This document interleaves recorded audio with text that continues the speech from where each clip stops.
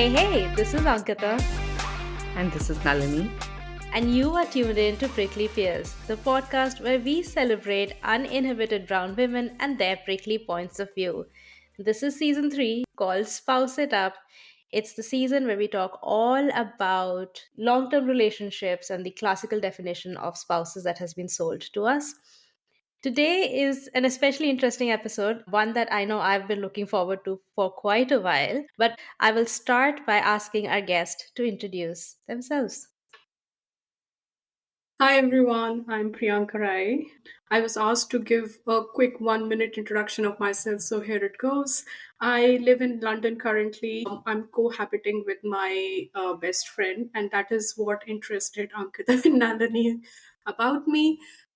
Something so that you know me a little better. So I work in AWS as of now. I'm in sales. I've been in sales for more than half of my career, and my parents belong to Varanasi. My dad was in central services, so I was born and brought up in Punjab. So essentially, I belong to nowhere. I have grown up in many places. I have worked in many places in India. And when COVID happened, I decided to kind of follow my best friend as she was going to Spain to do her MBA. I picked up a course, a second master's in the same university, and that's how we landed in Spain. From there, I moved to UK, where I am. And do you mind sharing how old you are? I'm 40. And how old were you when you made that move to Spain to follow your best friend? That was now 5 years back. So 2020, I was 35. That's awesome. That's the crux of why we were so interested in your story, because you imbibe so much of what we want our prickly peers to know that is possible. So thank you for that intro, Priyanka. I think one of the things, Priyanka, that stood out even in your introduction is the fact that I heard this quote a while ago of someone saying that when it's for our spouse or our boyfriend or husband, we we would travel the world to just live where they are. But our friends are such an important part of our network where if our friends move somewhere and we find ourselves feeling lonely, the thought of like moving across the world to join them doesn't occur to most people. Whereas usually we know our friends for much longer than we know our spouse. And I'm going to use the word spouse as a replacement for husband, boyfriend, any partner in the traditional sense. So if you could talk us through the journey that you've had in your relationships so far that made you confident enough to say, I'm going to, around the time where COVID was hitting us, leave my home country and go where my best friend is to the same college and study with her. So, just so that it was not the first time we followed each other. So, we have done this many times. In fact, we became friends in the first year of undergrad. That was back in 2022. And in the first year, I think it's just about the souls see each other. I think it was a little like that, that I felt that she's, really special, and she felt the same, and it started in a very fun friendship way, right? And I think our friendship has gone through a lot of changes. It has gone through ups and downs. It has gone through months of not talking as well. But it has gone through the intensity of belief in each other to follow each other across the globe. So it has gone through all that, and it did not happen just then. But why it happened during COVID is that I had this very strong belief that I wanted to live outside of India for some time. I felt in my heart that it was important for my development. It was just important for me to explore. And whenever I got an opportunity, I chose not to go. But because those opportunities were either in US or in Australia, and it happened thrice, and then I realized that I just want to go to Europe. So when she decided to go for an MBA, and it was quite a late MBA for her, like she was also 35, but she had seen me doing the MBA. And then since that time, she had been trying for it. But, when you're working, things get into your way. So when she turned 35, she's like, this is it. I have to go. Otherwise, I'll never do it. So she made up her mind, and I then said that I've been exhausted because I've been doing my sales job for like 7-8 years since passing out of ISB, and it just gets, you feel a little mentally exhausted. COVID hit, and I had this offer, and I thought that, in the worst case, I'm just giving myself 1 year of a European holiday while studying something interesting. So, and obviously, it came with checks and balances. Thought through my finance and savings and how I'm going to fund myself. But then it was that belief coupled with the comfort that she's there, because I knew that it can get very lonely being abroad on your own. And therefore, I think maybe that was the reason why I chose never to go whenever I got an opportunity. Okay. I do feel we've jumped like straight into the middle of your story. So I'm going to rewind us and bring Yes. us back to the start. And obviously, we jumped to the middle because I just couldn't wait to get it out of my system. But let's start with you growing up, because I think you've you also had a traditional-ish life up to a certain point in terms of how we think about marriage. So when you were in your teens and in your 20s, what was your opinion of marriage? Did you always see yourself getting married? I think you can say in a way, possibly you know that it's a phase of life which is going to happen, but I think I have never been the girl who would imagine that, oh, I'm going to be a wife someday, or marriage is going to be such an important milestone. Because I think I was academic, I was studious, and that kept me engaged and just thinking about maybe the next step, which is going to college and doing the job. So by the time, and marriage was just something which, like I said, was going to happen.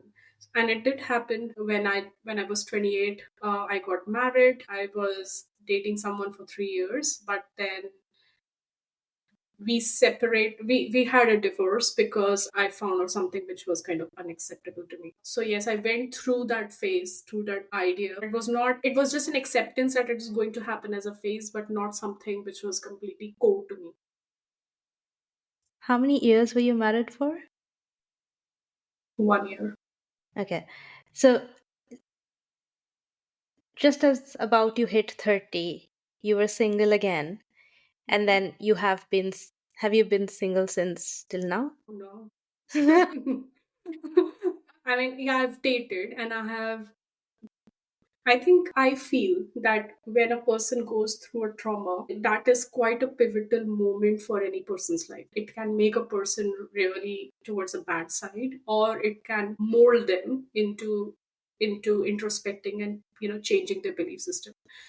I don't know what happened, but it kind of opened my eyes to see things which I was not seeing earlier. It gave me a lot of empathy. It made me kind of be more aware of pain around me. And luckily, I think God said that I had enough of the trauma for a while. So I did date quite a lot, and I'm not a person who kind of moves on relationship very quickly, right? So I am a long termer, and I had good experiences. I dated a couple of times, and it was, I think, one of the best relationships I had.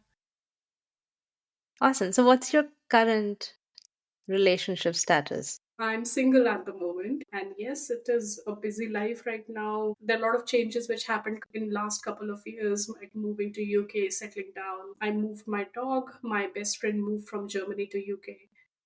So yeah, but at the moment, I'm trying. I'm trying. I'm not close to the idea. I would never ever be close to the idea of dating or marriage. It's just that I think now I have a better hold of what I want in a relationship. And that has changed the way I approach it, and maybe it makes it more difficult to find. And by that, do you mean romantic relationship? Yeah. Going back to your story of your friend, let's humanize her. What's her name? Manisha. Manisha. So Manisha and you followed each other. Now you just mentioned that she moved from Germany to UK Yes. recently, and then you both cohabitate. When, like, can you tell us a little bit more about that friendship? When did you follow each other the first time? You said that Spain was not the first time, so I want sort of a chronological order of the following. Okay. I think the first time was 2006. So as I was passing out from my undergrad, my job was in Bombay, and she was getting an offer in New Delhi. And then she had made up her mind that she doesn't want to do that. And then she picked up something in Pune. So it was not in the same city, but it was the closest it could be. And at that time, we were not very fidgety. No, we have to be in the same city. We were okay that we have a lot of things to do, and it's a career, and we are starting, and we were accommodating.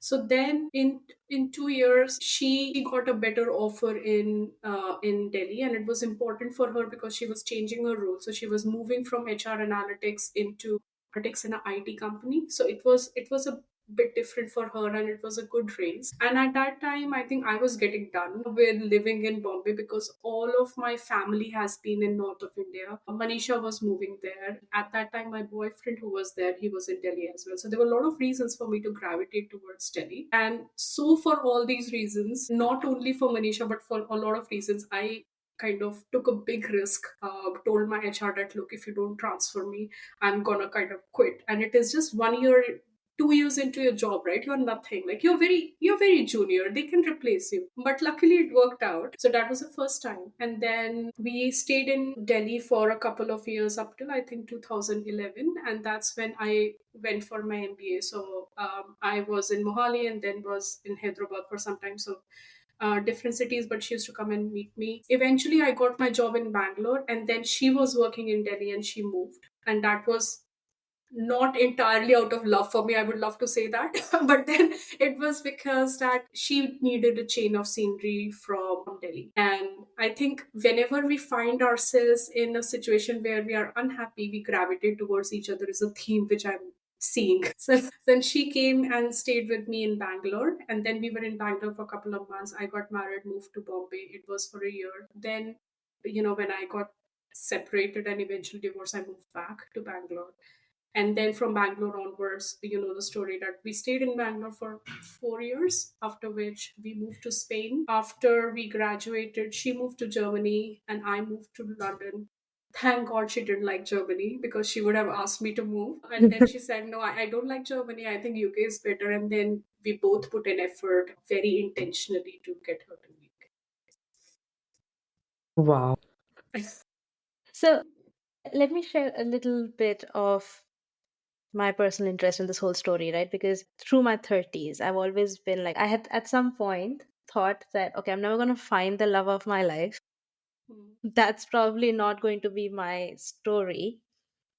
So, who's my chosen family, hmm, right? Like, if I want to have a kid, what happens there? I'm not going to be a single mother. And, like you have these 10,000 thoughts. And one of them was probably I can go stay with a friend. I was staying with a friend for a while when I was in Chennai. We both had jobs in the same city. And then I was like, she's someone I enjoy living with. We get along fine. She would make a very responsible co parent. But then I was like, I don't think I can sell her. Like, we've joked about the idea that we can live together, we can, like, stay committed to each other. Like, you've never found someone, I've never found someone. We will happily be single in the traditional sense throughout our life. We can sleep around with other people, but then, like, for all practical purposes, you are my family.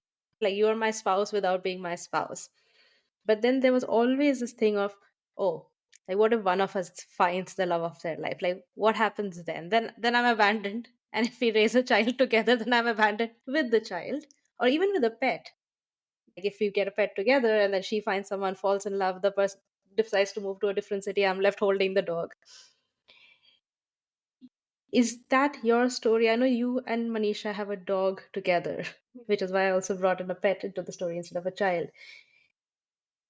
Now you've said you're open to finding the love of your life, getting married, and all of that. How does your relationship with Manisha work? Like, if you've moved together, is this like short term, or do you have like, oh, long term, we want to like build a life together? It may be not in the same apartment or house, but in the same city. How do you think of it? hmm. Look, and whatever you said, it completely resonates with me. And I think you go through this thought process, and luckily you find yourself with a person you can be accountable with, right? But this was has been my journey as well. And look, I because friendship is not legally binding and it is not a contract like marriages, it is hard. And I think the word which I have zoned into is accountability, right? Friendships are, we love it to be non-accountable, that I can, and there are obviously levels of friendship. But then if two people are really close in their heart, I think accountability has to factor in, and it has to be from both the sides. probably started happening only now with Manisha, because of all the circumstances that, we were in different cities so many times and we were pursuing different things. And, sometimes we were just, for example, when if you're having a job in different cities, you can't just be together or build things together. So only now when we have, I think it's a factor of age. Thankfully, when you are at 40, you can start, planning better. Uh, but it is only now that we both decided that, look, whatever happens, we want to be in London. And I have just bought my apartment here, so my roots are here. And then she's very clear that if whenever she buys an apartment, it has to be close by, because we share a dog and we have kind of got him back in India. He's 6 years old, and we have brought him up together. So he makes us think that we need to be physically close to each other, like geographically close to each other. But if worst comes to worst, one of us will take the accountability of our dog, right? That's unsaid because we both love him as much. But to answer your question, I think right now things have are at a place where we can start thinking about kind of having a 5-year plan and knowing that, okay, she's not going to change the country, and she has an intention to be here. And that helps in a lot of decision making which you need to do, which you would probably do in a typical relationship. Just because you talked about the apartment, I know in one of our earlier conversations, you said that if you were to take out a second mortgage on your apartment, she would be Hmm. on it. So I am curious, like, what is the 5-year plan if you have one? Okay. Yeah, I mean, this is not a 5-year plan like having a joint mortgage. I think it is just an operational task which will happen. And I think why I'm saying that is because a lot of things which need to fall in place for these actions to happen are falling in place. Which, and by that I mean there should be a knowingness that, where are you going to be physically? What is your intention, like individually? Are they aligning? Because I think we both, even though we love each other, it is hard to put boundaries on, and kind of say that no, you have to make this compromise. So it is great that when two people kind of go in the same direction, and I probably it's just easier conversation in spouse because you're more obligated to do it, but it's more difficult when you are a friend. So yeah, the 5-year plan is a very easy plans, like, we want to travel, we do travel, and she's a best travel partner, like touchwood, that has remained consistent. We are polar aparts, like as human beings, right? So sometimes it comes to an advantage, one of it is traveling. So the idea is to travel, and I think just keep things simple. I feel that we have witnessed a lot of changes, and at some point we want to just pause and enjoy the benefit of the hard work or whatever labor you've gone through, or the whatever experience you've gone through. So the idea is to just enjoy life. That's the best 5-year plan there can be. Just no Yeah, plan. just Or the enjoy. plan is to have fun. So I'm very curious. You said that physically or geographically, like staying close by is definitely an accountability thing that you both have agreed upon. So if one of you starts seriously dating someone else, Hmm. short term, long term, will the other person's heart be broken? Because now I'm just thinking like romantic relationships versus, and I'm trying to put myself in your shoes. Like I would be so shit scared thinking that like my friend who I'm sharing my life with, like she's just going to go away. I think this is going to dig up a lot of skeletons, but I will say my part. But yes, our friendships have gone through the lows when we were in relationship, and I think it does happen because me and her, we are like great friends. There is nothing which I can't tell her. It is so special to feel that the other person is not going to harm you ever, right? And I don't think we have this feeling from anyone, this absolute faith that the other person has your best interest. So I think if that is there, and you're so close, you have that very honest relationship which is hard, in this world. Then when a third person comes in, and that person can come with their own traits, and that can be narcissist person, and we have dealt with a lot of narcissist boyfriends, and now we have started to kind of know what are the traits. But 5 years ago there was no term like narcissist, it was not playing around so much. So we had a share, and then we had situations where I think the last time we didn't speak for many months was when she was dating someone who was so kind of, who just wanted kind of to break all the relationships around her and just keep it to herself. And she took her time and she enjoyed the glory of the attentiveness, but then narcissism plays out eventually. So there's no surety that it's not going to happen. And I think there is as much of conversations you can have to prevent anything in the future. You can talk about what has happened in the past and kind of introspect and say that, this hurted me. But then there are different kinds of people, there will be different kind of situations. So there's never a surety that that's not going to move away geographically, or I would love for her to have a great love of her life, but I just hope that love is now open enough to include the third person, which is she or me, depending on who is having the relationship. But I think this non dating phase has given me the clarity that whosoever I date for now needs to understand that she's most important. And that person to have the wisdom to say that it's not a race. Like, it's not that a person should feel insecure and I'm not number one. It's not a race, it's not a podium finish, but then there is room for everyone. Honestly, now I think that it's so childish to expect a 40-year-old woman to not have any relationship. I mean, not having that would be weird, right? How do both your parents feel about this, or your families? This whole setup. I know, like, everyone of our listeners is wondering, so I will just ask you. They have gone through various stages of acceptance. I think my when I've been growing up, I've always had friends, right? I always, very surprisingly, had best friends also. So, since I was in my kindergarten, I would have a best friend who I would prefer to hang out more. And for me, this concept is not anything which is unreal. And my parents also understand it. They had their friends, so they are social as well. But I think I did hear from my cousins thinking that, oh, you're not getting married again because now you have your best friend. Because of Manisha, you're not getting married again. She came very close to marriage, but she has never gotten married. And her family at some point did hate me, thinking that Priyanka is giving you so much comfort and, you're just living with her. And, if you were uncomfortable, you would get married.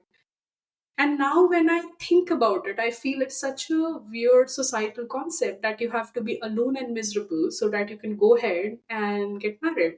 Because you are with a person who is keeping you happy and then you are happy, you are not finding a value in marriage. But that was like, thankfully, it has not come up again I think in that's the last. best privilege to have. You are so safe and secure in what you have that you will only get married to a person who is worth Exactly. marrying. Like, you won't do it because there's like a little hole that you're trying to Yeah, fill. yeah, exactly. And I think for me the journey has also been like that, because you asked me in the beginning that, how my life has been traditional in a way that, yes, I've gone through the phase of marriage because that was required of me. But now I question this concept of marriage or any contractual relationship, because I feel what as humans we are seeking is just companionship. It is as basic as that. We just want companionship, and that companionship can come in any form. It can come as friends, it can come as a sister, it can come as a family, it can come maybe to, with your grandparent, it can, come in any form. But then we just as a society denounce this idea that, having a, how do I say, a relationship in which you're obligated to each other can only be marriage, which is why people probably are lonelier, because they are investing so much of time only in spouse, whereas they think that there is no obligation to be accountable in friendship, or there's no obligation to be accountable to your sister or to your grandparents, whosoever is that person who is giving you that comfort. About kids, like, have you ever wanted to raise a child? Does Manisha want kids? We have been very weird that way. That's what makes us best friends in some cases. So we have thought about it so long. And Ankita, to your question that, when you thought about adopting a kid with your friend, and since we moved to UK, we thought about it. Now it's a time we are in late 30s, we are okay, and we can take up that responsibility. But we just felt that I don't think it is for us. She does not feel it very strongly. I don't feel it very strongly, and we are so happy with our dog who gives us that sense of responsibility, I think, which as humans we want to be responsible for someone. But kids is not a question which is there in our mind. I love the fact that they actually discussed it. Like, as couples would. Like, I think it is beautiful that the two of you have that kind of accountability and openness to actually even consider, like, should we adopt a child together? Yeah, we've thought about it a lot because at some point we were saying IVF, let's do IVF. And I said, I'm not going to do it. You do it. So she said, no, no, no, no, I'm not going to do it. And then, it's been a conversation which happened over many, many months because you need to let it sink and need to let it come from your heart rather than it just being a tick box. So, yeah, that's how it happened. But we realized that maybe we don't want to kind of commit next 18 years raising a human being. Not for So us. freezing your eggs is out of question then. No, like I could never do it. I don't know, like yeah, I felt ki I can't go through this pain of the whole process. So I never thought about it earlier as well. Yeah, people don't realize how painful freezing eggs is. Actually, like lots of people just throw it out. And last year, like my husband and I were in a similar situation. None of us feel that like parent instinct from inside, but we were like, what if, right? So Mm. let's just go and freeze embryos. Like people throw these terms around quite a bit. And we like paid for so many tests and went to a clinic, did everything. But finally, when it came to doing it, I never thought that it's almost the same process as IVF. Like even Mm. freezing your eggs or freezing an embryo is the exact same thing as IVF. So like why wouldn't you just do IVF later in life, like if you really want it, or like even when you're right now you're not even sure, but later on when you're sure. So yeah, I don't know why people do this, but many single, like most of my single female friends have, and who have the means and the privilege to be able to do it, they've frozen their eggs with going through all of this stuff. Yeah, I'm glad to hear, Priyanka, that you're on the same page.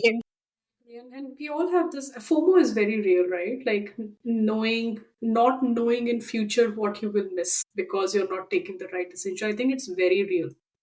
Yeah, and what if, like the whole what if Yeah. scenario? What if I'm left alone? What, Priyanka, you said, like we need someone to take care of. So you have your dog today. I have my parents today. I'm like I spend hours planning like trips with them, for them, etc. But that question comes to mind, like when the dog is not there, when the parents are not there anymore, like then what if? What if you feel the need at that point? So FOMO is That's when you very have real. your friends, Nalini. Like, this is the point of time when we start investing in our social circles and friends. I've definitely, like, I was just like, damn it, who's my best friend? I don't have like a best friend. And I'm like, all this time I've spent investing, hoping that some of these romantic relationships will work out. If I invested in friendships, Given a choice to me today or even 10 years back, I would have, like, I was actually okay to move halfway across the world to be with my friends. But most of my friends always kept getting married or being in serious relationships. So even now, like, I have many best friends, Ankita, just for your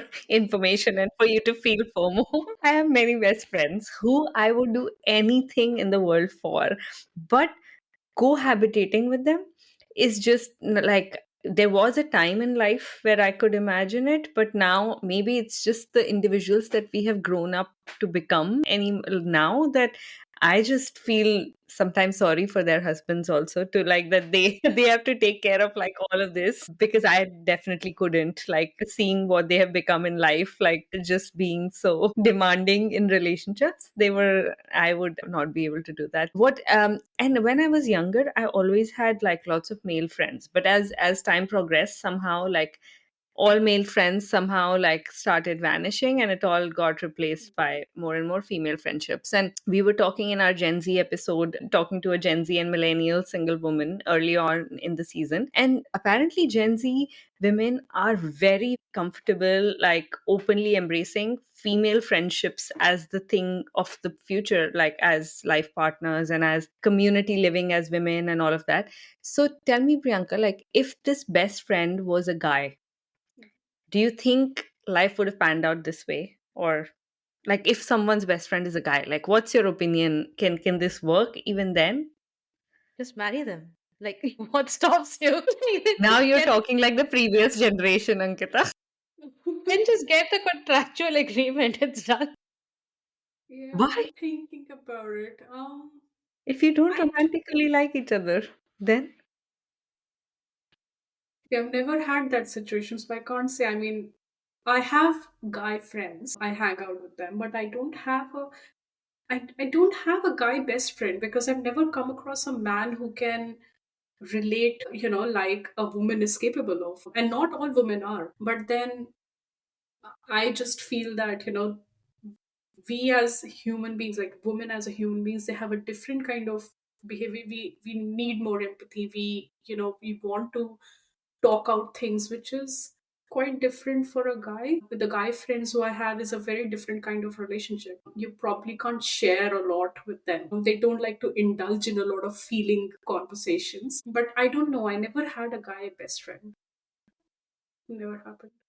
I feel that maybe because of all our cultural like stereotypes and kuch kuch hota hai Rahul tum nahi samjhoge and stuff like that, right? Like we've been brought up to think of men in that way. And like I feel like if given a chance, I feel like enough people are not giving this a chance, because I definitely have so many guy friends who are now married, some of the spouses that I don't like, others I do. But but somehow when two people are in different marital relationships, even if the guy and girl are friends, there's just this certain, like there's a line that you have to draw, right? Like how many times will you hang out with that person if they have, and like there's all these complications, jealousy, narcissist people, all of those things.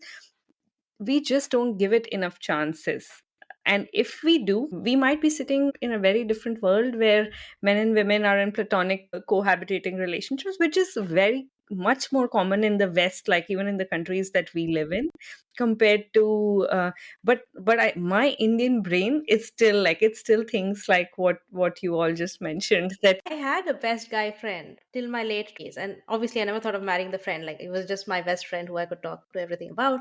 He had a girlfriend. She got horrified about the kind of relationship we had, and she demanded that he stop speaking to me. And I was just like, and it was okay for him. And I'm like, you've known her for like few months, and you've known me for years, and you're just like, bye bye. She's my future, you are my past. And I was just like, this is the most annoying thing ever. But like, yeah, some things you just can't do anything about. No, I had the situation. I, I had the situations, like similar situation. I had a very good friend from my undergrad, and then it happened twice that whenever he chooses a particular kind of woman to date, and those women are like, I want all the attention, and they would never let any kind of friend, let alone be around. So it happened twice, and then I'm like, no, you need to either choose better, or I can't deal with the women in your life. But yeah, Nalini, I think it may be a stereotype, and it is not only about us who are trying to have friendship, but it is about people who are in our friends' life as well, right? And I think we need to kind of do better as a society to give it a chance. Yeah, which yeah. is why I liked Nam and Harsh's example of why Nam's still okay with Harsh being friends with his ex and his ex's family. I think that is unique, which is why we asked. I think there are many, many reasons or many obstacles that come in the way of having a best guy friend. And it's not just the women and man not being able to be friends. It's like everything else. It's just everything else around them in our cultures. Like even today, somebody, like if I hear Sherry's, like some European friends, a male and a female, like just going across the world to meet each other, platonic friends, and just live with each other for a few days. My stereotypical Indian brain, like first thing that comes to my mind, oh shit, are they secretly dating? Is that why they are doing this? And Sherry called me out recently and he's like, why does your brain always go to this? People in their 40s think they do have platonic friends who they visit, just like they spend money to go visit them in different countries and live with them and not have sex with them. Well, to that point, like one of our friends, and Nalini, like he was in a very long term relationship, visited me in Chennai, and I said, like, you of course have to stay with me. And I was like sharing the apartment. So we slept in the same bed, had like cushions in between, and everyone else was like, oh my God. And it didn't even cross my mind that his girlfriend would have an objection to it or something. Like for me, it was so natural. And then he also dealt with it, his girlfriend dealt with it, and I was just like, it's fine. Like it is not that complicated. People But for do it. every one time this thing happens, Ankita, there are at least 10 times where you as a woman would think, okay, the guy's coming to just be, friends with me and meet me, but then they try to hit on you, and then the entire relationship, like entire friendship, goes for a toss. So Yeah, That's that's true. happened more times than I would like to admit in life. Yeah, everything happens. I mean, there's just a lots of permutations and combinations of things. But okay, I know we've gone through a whole bunch of things. Before we wrap up, Nalini, are there any hard pressing questions that you want to ask Priyanka? Would contracts make these kind of friendships more legal or like more set in stone, Priyanka? Or do you think that would just take the fun out of this? Don't think we should make friendship like marriages. I don't think the problem is about a legal contract, which is preventing people from becoming friends. It is about them first not accepting that anything beyond a marriage can should be something they should be accountable for. Probably many times not being willing to be vulnerable, right? So I think if it is in the heart, it will happen, and those bonds are stronger than what any piece of paper can get it to. My second pressing question, which Ankita always asks in every episode, but today she forgot, is how do you deal with finances between the two of you in a cohabitating setup? So when we were in undergrad, she still carries a small booklet where we used to do hisab. And I never bothered because not that we had a lot of money, but whatever we had as pocket money, she used to keep a track. And we always settle the balance end of the month. That was always the case. It's just that technology happened and we had splitwise, etc. So we always manage our expenses and log it because it gives her more comfort knowing where her spend is going and how she can plan with the savings. The big step for us is that we finally created a joint account because I said I had enough of 22 years of logging the expenses. So finally last year we created a joint. Imagine. And she said that why did we do it earlier? I don't know. But it finally came to my mind and I said that let's kind of make a joint account, pool the money, whatever we think happens in the house, and then we don't have to log anything. Everything goes from that. So this is how it happens. I think very typical of maybe that's how people do in marriage. And so you put in the like equal amount of money every month. How do you spend money in the household? Like, is it all split equally throughout? Yeah, I mean all the running of the house.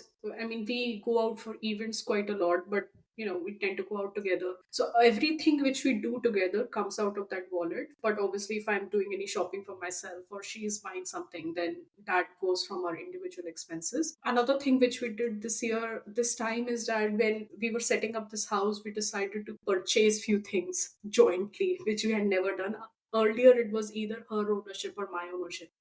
So a few kind of fixtures in the house like TV or sofa, etc., came out of the joint account. It has been logged saying that it is the joint purchase. So that's how. But do you think finances would ever come as a reason for conflict at some point of time?